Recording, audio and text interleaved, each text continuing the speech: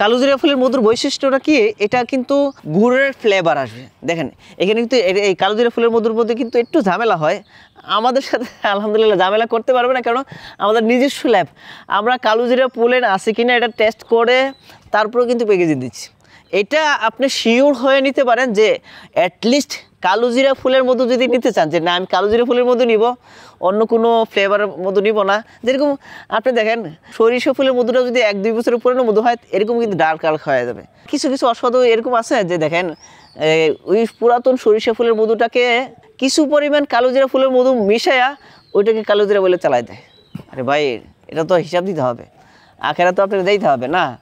তো আমরা প্রত্যেকটা মধুর প্রত্যেকটা ডাম আমরা আমাদের নিজস্ব ল্যাবে টেস্ট করে এটা ইনশিওর করে যে আমি যেই মধুরা কথা বলতেছি ওই মধুরা আমি দিচ্ছি কিনা, ওই মধুর পোলেন আছে কিনা, এটাতে অন্য মধুর পোলেন আছে কিনা।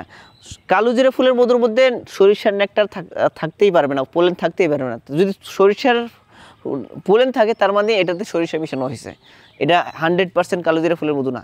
আর আমরা তো এমনিও তো 100% কালোজিরা ফুলের মধু না বলি না।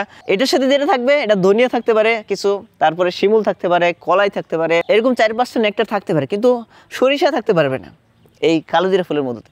এই জন্য যদি আপনারা একদম 100% কালোজিরা ফুলের মানে কালোজিরা 100% তো না, মানে কালোজিরা ফুলের মধু যদি চান, আমরা তো বলি যে 60 থেকে 70% কালোজিরা নেকটা থাকবে আর বাদ বাকি অন্য অন্য ফ্লেভার থাকবে।